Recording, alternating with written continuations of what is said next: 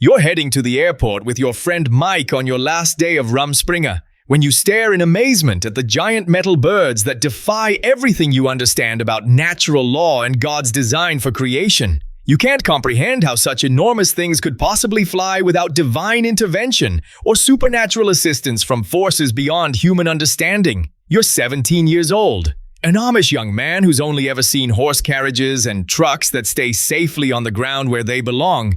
And now you're facing metal giants that will somehow carry you into the sky like some kind of technological magic that challenges everything you believe about proper human limitations.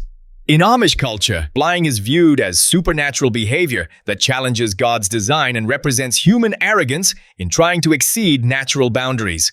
A person's place is firmly on the earth where God intended them to remain. Your name is Samuel, and during Rumspringa you've experienced the outside world. But this feels completely different from anything you've encountered. This is absolutely terrifying in ways you can't even process.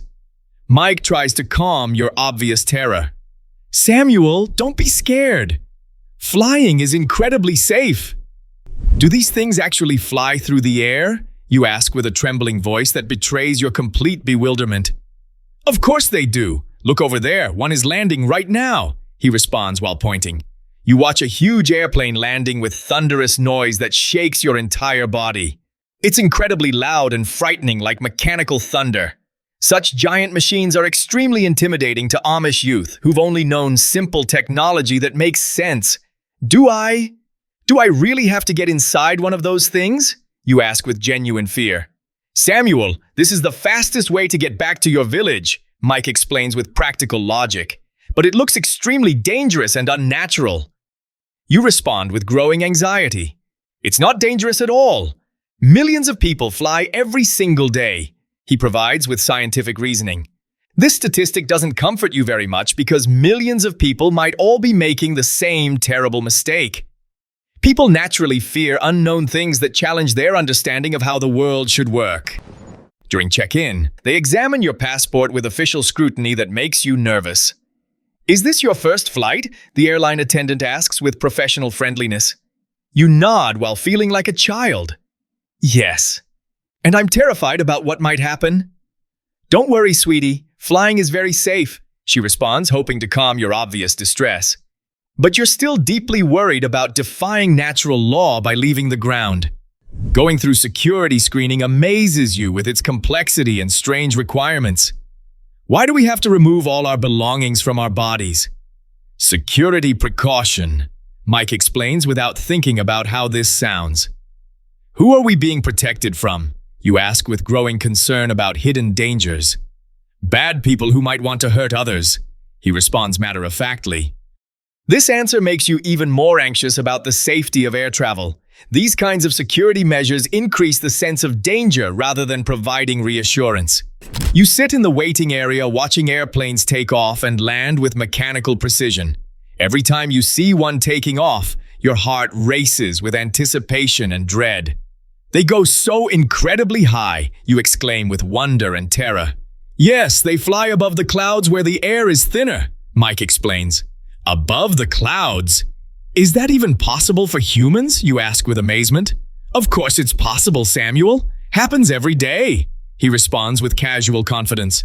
This concept excites and terrifies you in equal measure because it seems like entering God's domain. Walking toward the airplane gate makes your knees shake with anticipation and fear. Samuel, calm down and try to relax, Mike urges with friendly concern. I can't be calm. This machine is absolutely enormous, you respond. When you enter the aircraft, you're shocked by how confined the interior feels despite the plane's massive exterior. How can something so huge on the outside feel so cramped inside? You ask with confusion. It's not cramped, just efficiently designed for maximum passenger capacity, Mike explains. You find your seat and sit down while feeling extremely tense about what's about to happen. The flight attendant gives safety instructions that you don't understand at all because everything sounds foreign and technical. These kinds of technical explanations make frightened people even more anxious about potential dangers. How do I fasten this belt properly, you ask, while fumbling with unfamiliar mechanisms? Mike demonstrates the process. You buckle the belt but remain very tense about the entire situation. What is this belt actually for? You inquire with genuine curiosity. For your safety during the flight, Mike explains without much detail. Is there danger that requires protection? You ask with growing alarm. No, it's just a precautionary measure, he responds reassuringly. But you're not convinced by this explanation because precautions suggest potential problems. Engine sounds begin rumbling through the aircraft. The noise is incredibly loud and mechanical. Are these sounds normal for a flying machine? You ask with barely controlled panic. Yes, Samuel, the engines are starting up to provide power, Mike explains patiently. It's so loud and violent. You express your discomfort with the harsh mechanical sounds. Oh, you'll get used to it quickly, he says with calm confidence. The airplane starts moving forward on the ground. You grip your seat with white knuckles. People's first flight experiences are typically filled with intense emotions and sensory overload. This is moving very fast, you shout with alarm. We haven't even begun the real flight yet, Samuel, Mike responds with amusement. During takeoff, you hold your breath as the plane accelerates with incredible force. Ah! You scream as your body is pressed back into the seat. Other passengers look at you with mixture of amusement and annoyance at your obvious terror. Calm down, Samuel, Mike says with embarrassment about your public display of fear. As the airplane climbs skyward, your ears start hurting from the pressure changes. My ears are in pain. That's normal. It's caused by air pressure changing as we gain altitude, Mike explains scientifically. Is this dangerous to my health? You ask with medical concern. No, it happens to everyone who flies. He reassures you about this universal experience. This explanation provides some comfort because shared experiences feel less threatening. You look out the window and see everything below becoming tiny and distant. Incredible! What an impossible height we've reached. Beautiful, isn't it? Mike asks while enjoying your amazement. It's terrifying, you declare while being simultaneously fascinated. But it's also mesmerizing in ways you never imagined possible.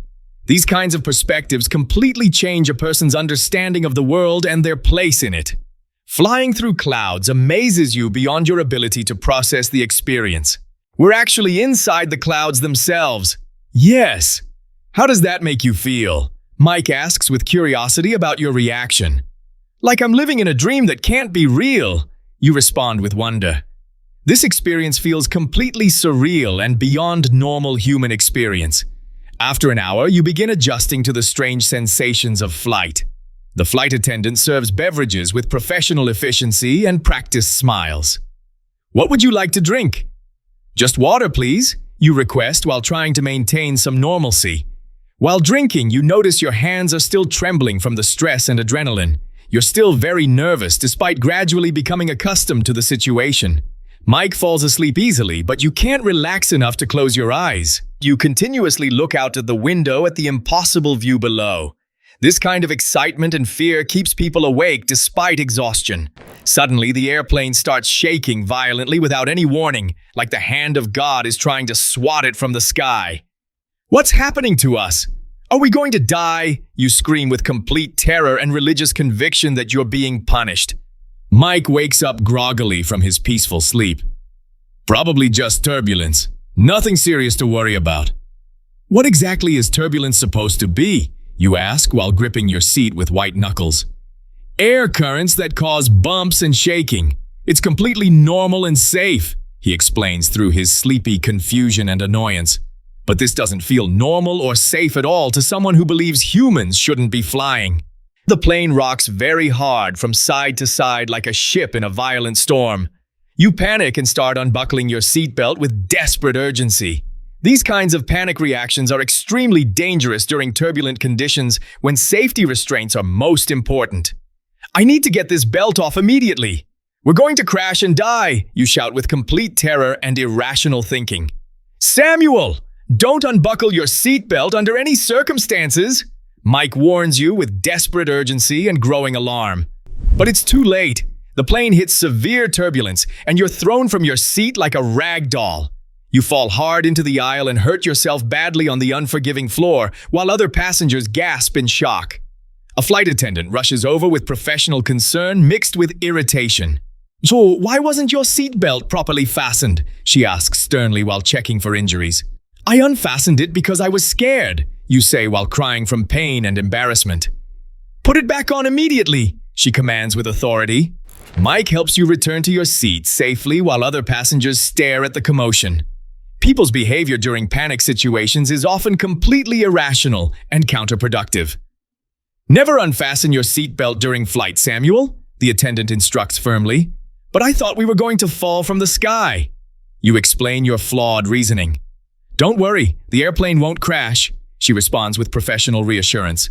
You fasten your seatbelt very tightly now, learning from your painful mistake. The turbulence continues, but your belt keeps you secure in your seat. How much longer will this violent shaking last, you ask with continued anxiety? Just a few more minutes, Mike predicts based on his flying experience, but it feels like an eternity when you're terrified and in pain. These kinds of stressful moments make time seem to move much more slowly. Finally, the turbulence ends and you feel relief washing over your tense body. See, there was no real danger, Mike points out with satisfaction. But it was absolutely terrifying, you respond while still shaking. You're experiencing it for the first time, so your reaction is completely normal, he reassures you. The captain makes an announcement that landing is approaching soon. Are we finally going to get back on the ground? You ask with hope. Yes, Samuel, we've almost reached our destination, Mike confirms. This news makes you extremely happy because solid ground represents safety and familiarity. Landing feels just as frightening as takeoff. The plane descends very rapidly toward the earth. This is happening too fast, you shout with renewed fear. This is normal descent speed, Samuel, Mike assures you. When the wheels touch the runway, you feel immediate relief and gratitude. Finally, we're safe on the ground, you exclaim with joy. Exiting the aircraft, your legs shake from the stress and adrenaline of your first flight. Did you have a good flight experience? The flight attendant asks politely. It was terrifying, but also amazing. You answer honestly about your mixed emotions. Mike laughs with amusement at your dramatic experience. Well done, Samuel. You leave the airport and get into his car for the drive home. Oh, how do you feel now? Mike asks with genuine interest in your transformation. Very different. Like the whole world has changed around me. It really has changed. You've flown in an airplane now. Mike celebrates your achievement. This experience has changed you in ways you're still trying to understand. A person's world expands through such challenging experiences that push boundaries and force them to confront their assumptions about what's possible in God's creation. Mike drives you back to your village where familiar sights provide comfort and spiritual grounding after your technological ordeal that challenged everything you believed about human limitations. You finally return to your village where everything feels safe and known. But you have no idea about the fire that an electric blanket will cause tomorrow that will test your faith and understanding once again.